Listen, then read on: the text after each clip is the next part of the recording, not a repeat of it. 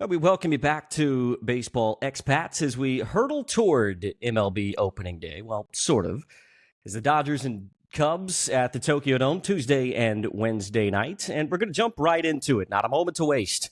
And we're talking about meaningful baseball games. And here to break it all down with us is a man who's mastered just enough of the Japanese language to be dangerous in and around Tokyo Dome City. Jon Paul Morosi. JP, konnichiwa, my friend. It's good to see you. Konnichiwa or konbanwa, depending on where you are listening to us. Ohayo gozaimasu and genki desu ka. I need to keep getting better with my Japanese, but I was very excited to spend some time in November with both you, Andrew, and Eric. It was a great time at the Premier 12 around Team Australia and all the teams that were there in Taipei City. I was reflecting a lot on my off-season of travel, and I felt very grateful to have been to a number of different countries. And I really believe that Taipei was top of the list for me for a variety of reasons. But right at the top was that I got to hang out with both of you. So it's really cool to be able to continue that conversation here today. I was blown away by the Taipei Dome.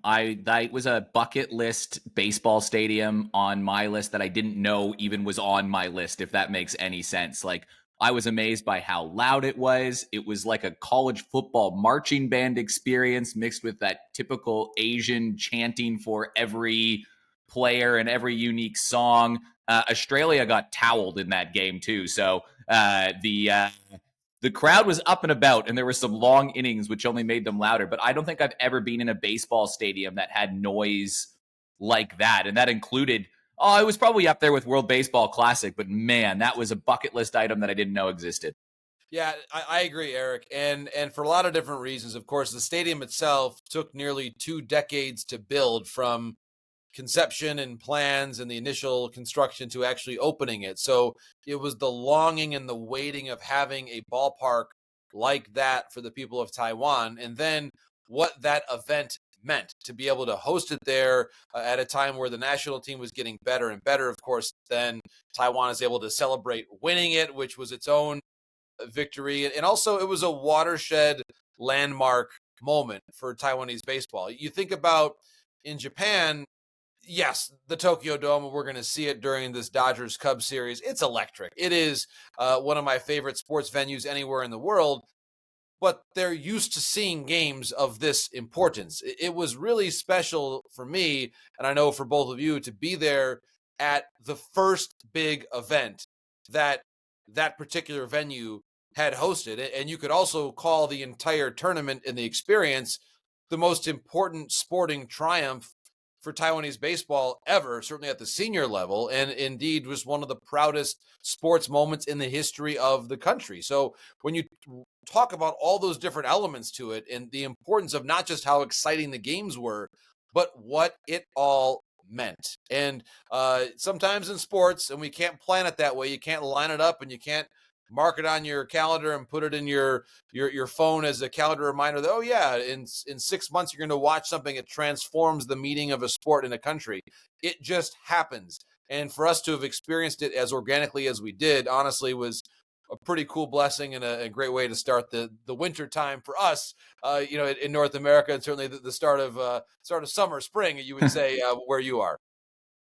It really did. It just snowballed as each and every day sort of gained momentum in that Premier 12. The amount of enthusiasm around Taipei certainly snowballed. Look, we're going to jump into the MLB opening series in Japan here in a moment, but you and I had a conversation. We had Mike Clare on a couple of weeks ago. We were just talking about the perils of traveling internationally with a family whenever you're a huge international baseball fan. He was saying that he and his wife honeymooned in Paris, and he was trying to go see a baseball game while he was in Paris, and she put the kibosh on that. I'm fighting a similar battle at the moment, looking to go on a trip in the Northern Hemispheric summer this next year. You went on a trip at Christmas time in a very prolific baseball playing nation. Did you get to see any baseball? So that's a great question, Andrew. You're speaking, of course, of the Dominican Republic. I had a lovely time in the DR. We were in Punta Cana, and so we were very much beach focused, but in a manner that is perfect of the soul of Dominican baseball and how closely related baseball is to everything in Dominican life. On multiple occasions, in speaking with the hotel staff, people who are driving, and just chatting about baseball, because I love to do that, and it's fun for me to speak as much Spanish as I can as I try to get better. Of course, there were family members of major league players, cousins and perhaps uncles that I was speaking with, and oh yeah, I know he's my friend, he's my cousin. So it was just a very fitting way to experience it, and there weren't any Winter League playoff games that were close, that were in my immediate environment. So while I did see baseball fields from the plane and was talking baseball a lot with the people I was around, and actually I saw a longtime baseball scout in the pool. So we were having this great baseball conversation in Punta Cana. Nominally, I was on vacation, but baseball is everywhere. So while I did not see a game, baseball, Andrew and Eric, was very much in my heart while I was there. And then, how about this? To tie it all together, I got back on, I think, the 29th. No, it was the 29th. Yes. So we land back in Michigan on the 29th. And my the other part of my job, working at NHL Network, and Eric knows this tournament well, the World Juniors. I was filling in on the New Year's Eve game in Ottawa between the U.S. and Canada. And certainly it's a huge international rivalry, as we saw in the tournament most recently in February. But the New Year's Eve game at the World Juniors is a major event. Canada will always play its biggest rivalry game of pool play on New Year's Eve. And so I got back to Michigan, and I'm just off the plane from Punta Cana, go back home, change out my luggage, and then realize I've got like the tan and the beard going after being on vacation for a week. And then boom, right to Ottawa and a snowstorm. And so I was thinking to myself, I'm really grateful to do what I do. I get a chance to have a vacation with my family. I get home, and then it's rare that you would go the Punta Cana to Ottawa Express with a brief stopover in Michigan, but that's what I did, and I had a great time doing it. Congratulations on the World Junior win, by the way. That one was tough watching for a Canadian perspective, bowing out in the quarters, but we got a little bit of revenge in February. So you're close to us, Canadians. You're close, but not quite there yet by the slickest of margins. We'll take it. Well deserved to Canada. The game in Montreal, which actually I went to as a fan as I continued my international travels of the winter, brought my wife. And yes, in that instance, as you're talking about it, so I brought my wife to the game in Montreal. It snowed then for the next 2 days straight, and we weren't able to get back until Tuesday. So basically, my wife said, John, it was the game was wonderful, but probably the last time I let you plan a winter destination vacation for me in February. I think her mind was the Punta Cana plan was much more her speed and style than the hockey plan, but we did see a historic game in the midst of an historic competition. Well, last hockey question before we get to what we actually want to talk about, which is baseball. One of my best buddies, he works at the NHL, does a lot of stats for broadcasters and a bunch of things, and he was in the building for that game at the Bell Center, then got snowed in and couldn't get to Boston for the next round on time. But he said he's been to a lot of hockey games, a lot of NHL games, a lot of playoff games, as you can imagine. And he said, I don't think he's felt an atmosphere like that in that building ever before. And he was like having a tough time describing it. Like he watched it back on TV, it looked amazing, but being there, he said it was like no words could describe the chills, the momentum, those first 9 seconds. How did you find that experience on the theme of sports atmospheres? You're right, and it really ties nicely back to what we're going to see in Tokyo this week, what we saw in Taipei and in Japan last fall. There's something about national team competition that just brings up all the emotion. And you're right. There was tension, there was anxiety, there was pride, there was emotion, there was conflict to an extent. Politics. Everything that you would ever want to have that makes a sporting event feel significant, it was all there. And then, of course, 3 fights in 9 seconds. As my wife said to me, John, is this normal? I said, no, none of this is normal. This is not normal, which is why it's great. And so it was a very, very tense, any adjective you want to put on it applied, and grateful to be there to have watched it and just the conversations. And listen, as much as there was and remains tension between American and Canadian fans in different contexts, our experience there was incredibly friendly, incredibly supportive, and there was a great fellowship. I saw no, for as much as there was made about booing, I saw no signs of conflict around me. It was just people appreciating what we were witnessing, which was an elite hockey game and two national teams at the peak of their powers. So that's what I saw. And I think it's important to, sure, you can acknowledge the external forces on it, but it was a night of great hockey with great passion and great athletes, who many of whom will be back in the Olympic context again, less than 1 year from now. So what a treat. We've got the Olympics coming up, World Baseball Classic. We've got the Tokyo Series here in these days. It's a special time to love international sports. Well, it's good that you gave us that global helicopter view of what was happening between the U.S. and Canada, because I very much live in a bubble with it, and that bubble is Eric Ballner, the man that you're looking at. So there was a lot of pure, unadulterated gloating after that win for Canada. So I'm glad that it sounds like on the whole it was very respectful, because in the chat between he and I, it was very Canadian focused. But congratulations, we were once anxious. Again, Eric. We were very anxious people. Well, JP, let's turn our attention to Japan. I suppose it's Major League Baseball has started to do this over the last decade and a half or so, and that is moving, in air quotes, its opening day game overseas. Of course, it was here in Australia back in 2014. That opening series at the Sydney Cricket Ground may have been the first time that Major League Baseball actually did that. They've done it a few times since. Eric and I have lived overseas now for a decade and a half, so we don't really necessarily get to see what the buildup is within the United States for a series like this. Are people excited to watch it? I mean, the viewing time is relatively fan-friendly. It's early in the morning, but it's 6 a.m. Eastern time, so people can wake up and watch it. Probably the fact that, the superstar of Major League Baseball is playing in this series helps with it. But before we sort of talk about what it's going to be like in Japan, what does the buildup feel like in the United States for a series like this? It's certainly palpable now, Andrew and Eric, because it's taken some time to build to where the games are going to be early if you're in the Eastern time zone. If you're a Dodger fan in LA, it's that question of, do I stay up late or get up early? 3 a.m. is sort of a challenging time. If you've got a newborn, you're fine because you're going to be up at 3 a.m. anyway. But for everybody else, it's a bit of a challenge. It is I think, a phenomenon that is global in nature. But then when you realize that the sport that you love, and perhaps the team you love, if you're in Chicago, if you're in LA, or if you're a Dodger or Cub fan anywhere, that the team that you love is now front and center on the world stage and drawing in such fascination. We saw the ceremony with Imanaga and Counsell, and Imanaga mimics Counsell's batting stance. So I think, interestingly, it's easier to understand the impact of this in the age of social media than if we didn't have social media.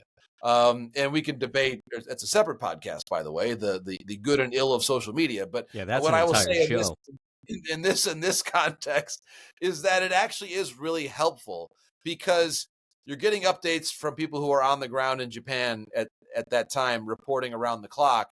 And you get a sense a little bit of how important it is. And even the exhibition games leading up to it. I had a chance to experience that firsthand in Seoul last year, to see and understand what even the games meant when the Padres and Dodgers were playing against the KBO clubs and the Korean national team, and how proud the fans were to go to those games. So it communicates when you see, for example, how many fans were at the Tokyo Dome to watch practice, as I quote Allen Iverson. We're talking about practice here. And the stands, the whole lower bowl was full. And you're getting these images coming on social media saying, okay, if I'm a casual baseball fan, if I'm a fan of the Cardinals or the Giants or the Mariners, and I'm not quite fully attuned yet to what's going on, a full stadium watching a major league team practice gets your attention. Shota Imanaga mimicking his manager gets your attention. To see Ohtani and Yamamoto and Sasaki all together gets your attention. And also then Justin Turner in the really fun social media post, he's wearing traditional Japanese dress. And I really think this is also true. The more that the players themselves, and MLB, by the way, MLB, the union, they do a really good job from a marketing perspective of giving the players tools to make it resonate and to help them show how much fun they're having and to show the experience of being there. And you both know from having traveled as broadly as you have, it is a magical thing to see someone in a context that looks familiar to you, someone that you know, experiencing a new place and having fun there. It sends this boost of joy, I find. Whether you've been to that place before or you want to go to that place, it's connection. And it's visually telling the story of why baseball resonates so much. And we've had a chance to talk a lot, the three of us, in different contexts. But the image that to me, when I was in Tokyo for the Premier 12 finals in November, I had a chance to visit the Japanese Baseball Hall of Fame, which I've done before. It's in the basement of the Tokyo Dome, as you know. So much cool history there, right? The artifact that I keep thinking about is there's a poster there that's an artifact from advertising Babe Ruth's tour of Japan in 1934, which is known as a watershed moment. Babe Ruth goes to Japan and what it meant for the people there and how proud of a moment it was for Japanese baseball. So there's that poster in the Japanese Baseball Hall of Fame. There's the same poster in Cooperstown. So I saw that with my own two eyes. I saw it in November in Tokyo. I saw it in January when I was in Cooperstown for the election announcement. So I saw the same poster in both places. And it doesn't get much different between Tokyo Dome and small upstate New York village in January. It's just different, right? And yet it's the same poster, which means the same thing. And to take it an octave higher, there's a photo in the Japanese Baseball Hall of Fame of Ohtani holding a Babe Ruth bat from the 34 tour with white gloves on to make sure he's protecting the bat in front of the poster advertising the Babe Ruth tour. So that picture happened. And there's a photo of it in the Hall of Fame. So the photo was taken in the Hall of Fame, and the photo is in the Hall of Fame. And just think about that picture for a second. We're like 91 years removed from that. And you've got Ohtani holding the Babe's bat in front of the photo, in front of the poster, advertising the Babe's visit that made this entire cultural exchange possible. And I think that one of the really powerful storytelling elements of Japanese baseball, which honestly I think that we as North American baseball fans and we as North American people can learn a lot from, is a perpetual awareness of history and the forebears that made your life and your opportunities possible. And so Ohtani, and I'm trying to paraphrase a bit, and I don't want to put words in his mouth, but I believe he has said things to the effect of that what Ichiro did and Matsui did made it possible for him to do what he is doing. And then someone like Nomo made it possible for all the great Japanese pitchers, of course, of whom Ohtani is also one of them. But that there is a legacy of the senpai, as you would say in Japanese culture, the senior person. And so just the respect for history and custom and I would even use the word reverence for history is very palpable in Japanese culture. And so the past is very much present. When you travel and understand the different meanings of the culture of the country and the culture of baseball in Japan, that the past is not really gone. The elements of the past, the lessons that have been learned, the collective knowledge, the work, the pride, it is all a cumulative effect that results in who you are today. Now, I'm not a professor of Japanese thought or history or civilization, but these are things that I've learned just from traveling there and from speaking with people. And I just think that those notes of history are very much present in all that we're going to see during the course of the series. That was so well summed up. And I think I've got two things from that. And one, the moment for me at the last World Baseball Classic, on your moment of tradition, the moment that actually stood out for me the most, and I was in the building when this happened, which was just so cool, was that moment where the whole tournament was about Shohei Ohtani in Japan, right? Like we were there, people were lining up to see him. His face was everywhere. He was back in Japan. He was playing. But there was that one moment before one of the games where it was batting practice and Ichiro was out there and Shohei walked over and he just bowed to Ichiro. And like it felt like the bow itself just felt so powerful because it was that sign of respect. Like the whole tournament was about Shohei, it felt like in that moment in Japan. And here he is pushing the attention onto and giving respect to somebody that came before him. But on your note about pure joy, I like that comment in the word that you used to describe Japanese baseball, because I was talking to a sports fan about this a couple days ago, just about what these games mean in Japan too. And I was telling him that I was most excited for these players to go over there to experience the pure joy, because it is just something different. And I know from experience from being with the Australian national team that that's something that like all the players just love to connect with the people literally on the streets, from when they're walking back from training and you see kids just playing baseball in the streets and you want to join in and you want to play with them, to these positive cheers. It's not these negative, slanderous, oh, you're overrated, whatever it is. It's like everybody's cheering in a positive light, and it creates this really, really cool culture of, hey, we're just here to enjoy the game. Like that's what it's about. And there's a mutual respect. I know it can get like heated between some particular rivals in Japanese baseball, like you can anyways, but that pure joy, I like the way you used to describe that, because that's why I love going to Japan for baseball and can never miss a trip when that opportunity comes, because they just love it so much. It's part of who they are. You can't go anywhere without them talking about baseball. You know, they have high school tournaments that are more watched than some of the most watched sporting events in Australia. And Shohei Ohtani, no, not Shohei, sorry, Ichiro Suzuki might show up to one of those high school tournaments, a girls tournament, and play in that event too. Like it is just, yeah, it's easy to get excited when talking about the culture of Japanese baseball. I love it. It changes you, and we've all had the blessing of having been in circumstances that we travel internationally, and it does change you. It shifts your perspective, and I just think that it's a really rewarding experience. I hope that, to your point, the players who go there with an open mind, and you can tell they're already learning even before a first pitch is thrown. It's already changing them just by understanding the culture and being around the people.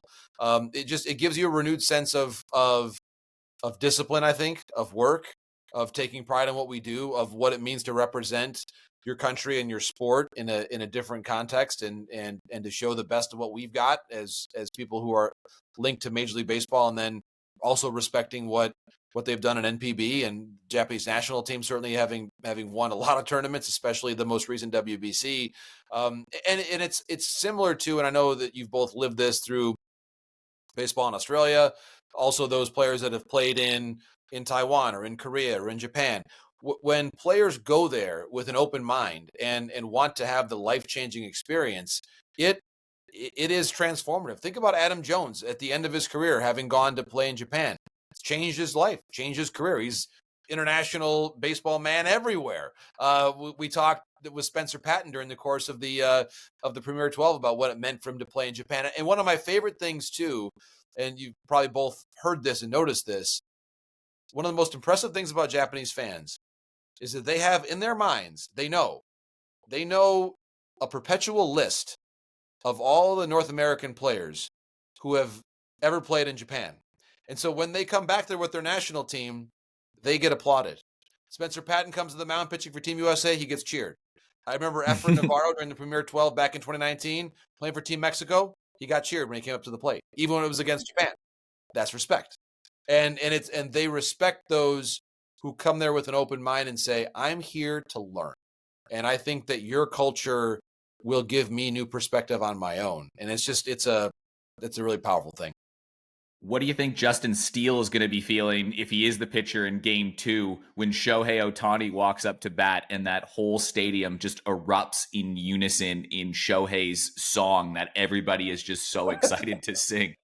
Well, that's right. So Imanaga might be a little more attuned to it and ready for it in game 1, and then here comes Justin Steele. I think, Eric, the thought he might have is good thing it's a left on left matchup, and as we often say in baseball, hang with them, do the best you can, because that top of the Dodger lineup is difficult. As we all know, we saw the Yankees struggle with it during the postseason, and the Mets as well, and the Padres before them. It's going to be a challenge, and you're right. The ovation and the songs, that's the thing. It's funny. All of us that have had a chance to cover international ball, there's always a couple players, whether it's for Team Japan, Team Korea, Team Chinese Taipei, when they've got their song, it's the catchy song that sticks with you.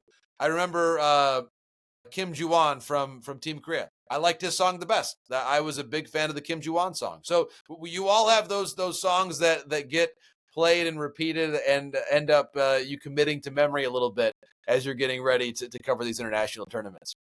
Yeah, we spoke about that exact same thing with Robbie Perkins, the Australian catcher, last week, about what his favorite song was as an opposition, and he actually had an answer.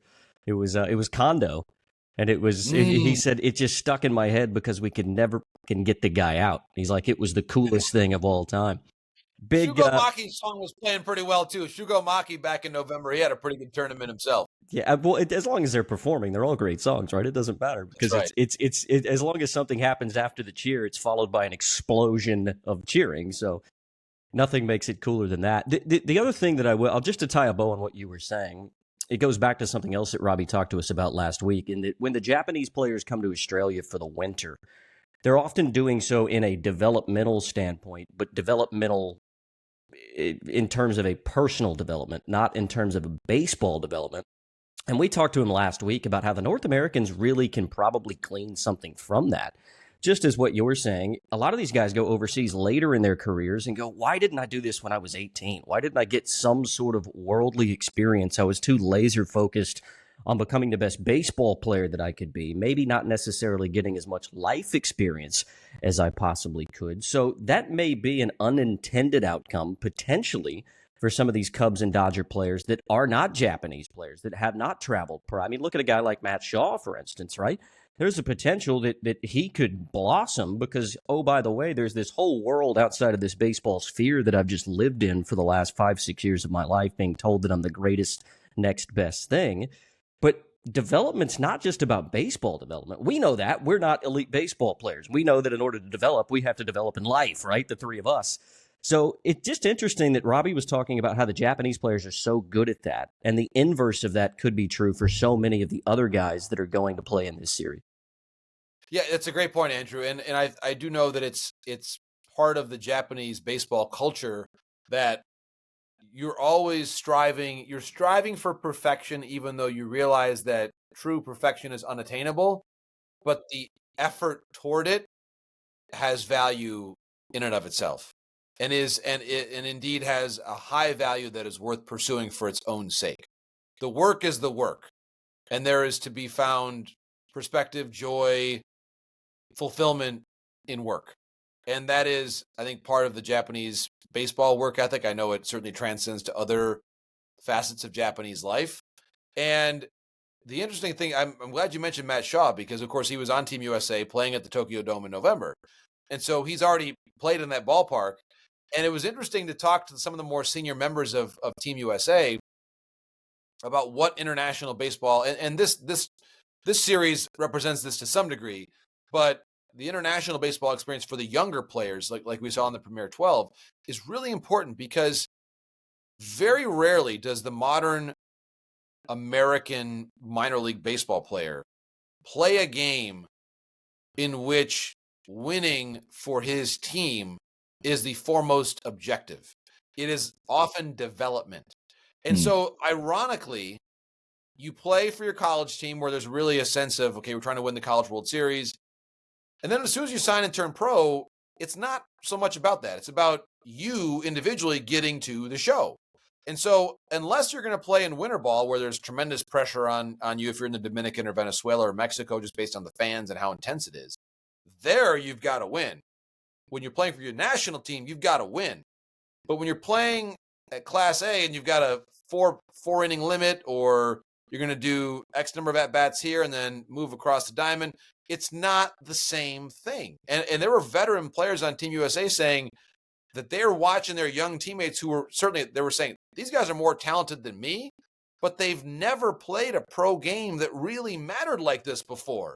And that's a lot to be thrown at you in a 50,000 seat stadium where everybody's cheering at the Tokyo Dome when you're playing against Japan. It's so Matt Shaw, fortunately, he's been there. He has already experienced that because he was in the Team USA setting in that tournament. And I fully agree with you, Andrew and Eric. I think that, you know, the smart MLB teams send their American prospects down to the Dominican for instructional league. So they go to the Dominican version of the instructional league in September, October, November.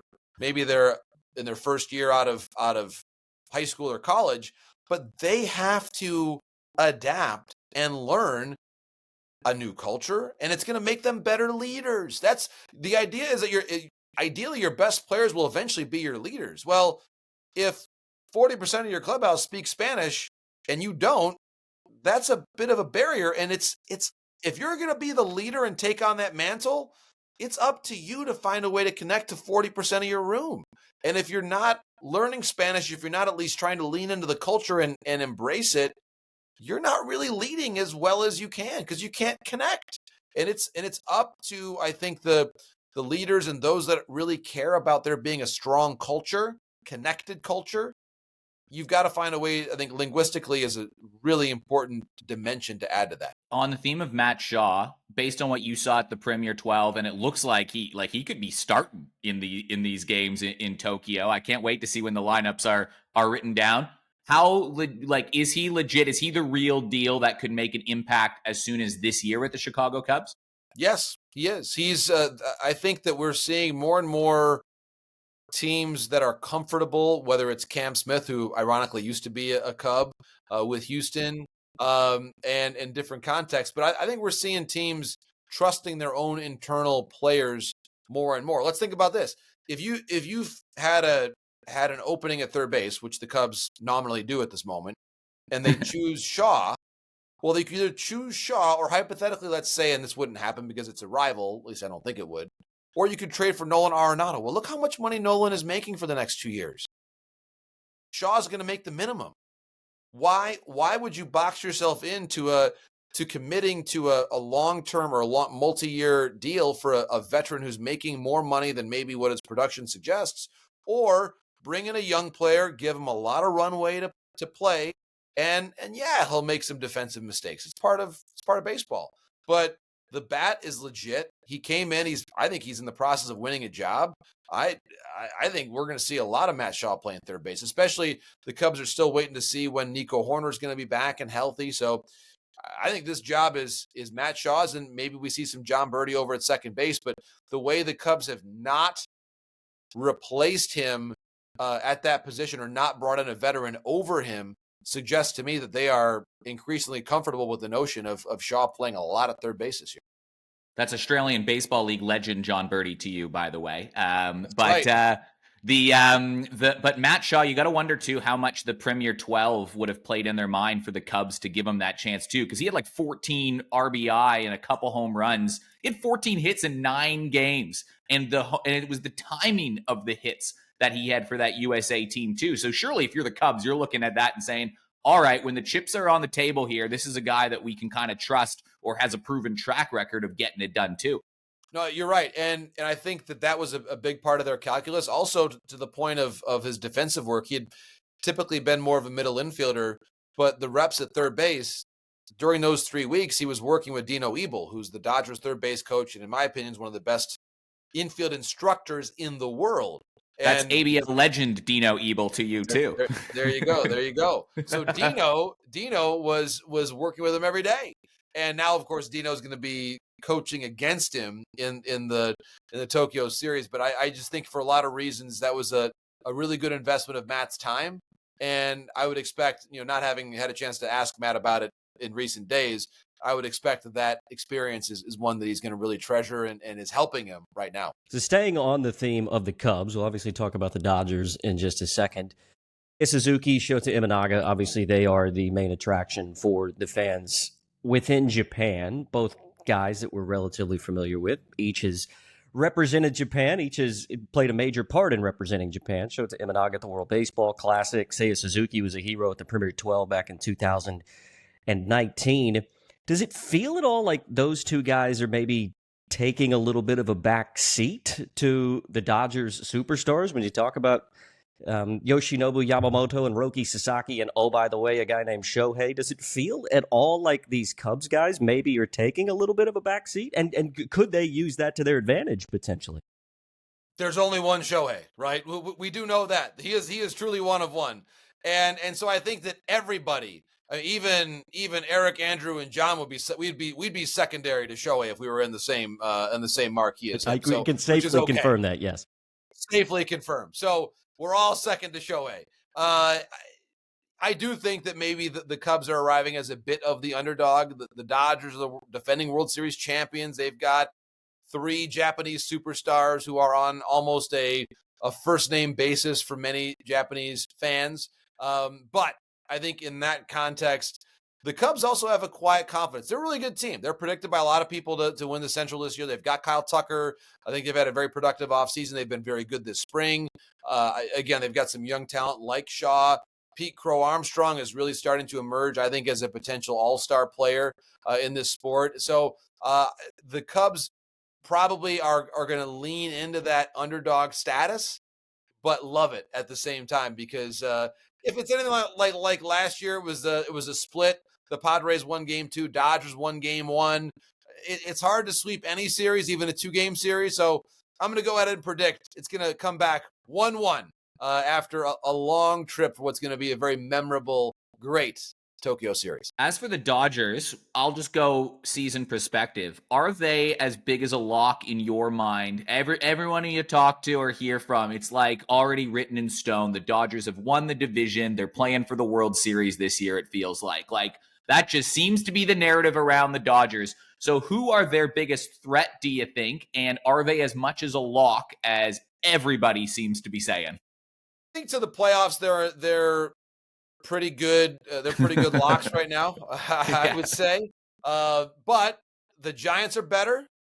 The Padres, especially if they don't trade Dylan Cease, they're still a really good ball club. I like some of the moves they made. They brought in Pivetta too.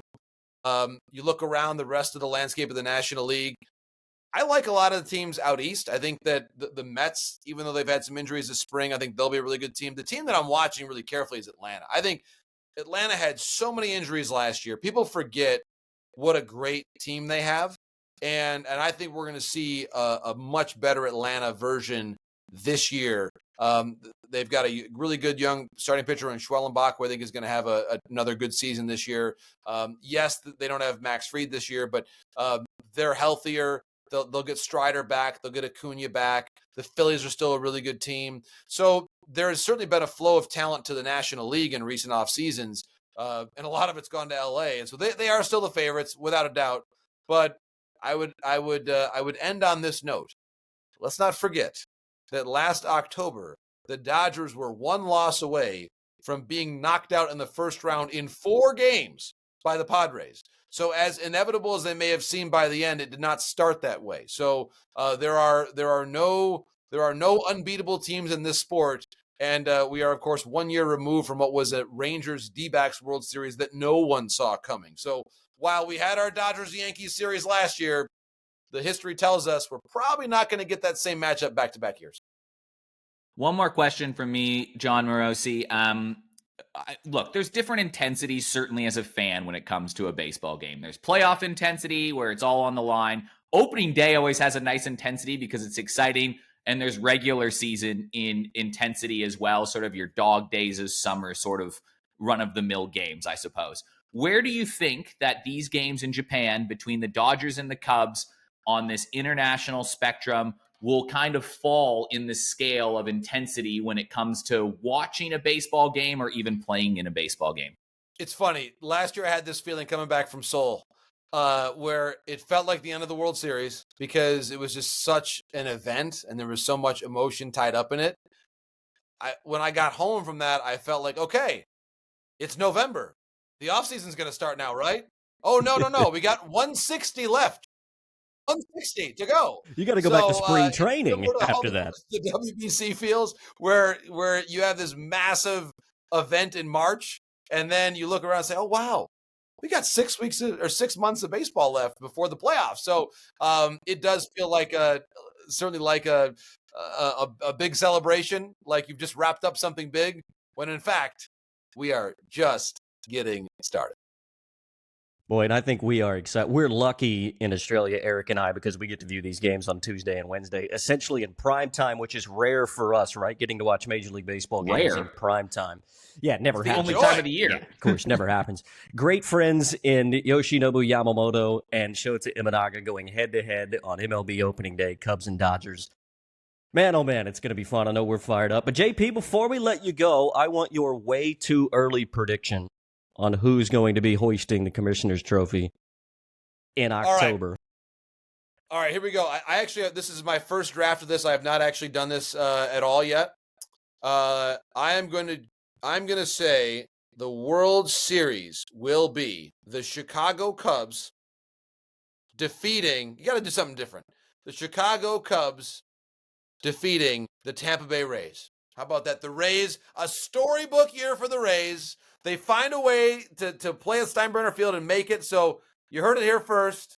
Cubs over the Rays. You got to be different.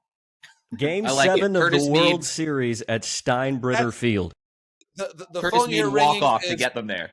The phone you hear ringing is it's either my wife telling me I have to leave or someone saying, "Did you really pick the Cubs to win the World Series?" Either way, I should probably run. JP, you're an absolute champion, brother. We'll chat to you soon. Sounds great. All the best. Thank you.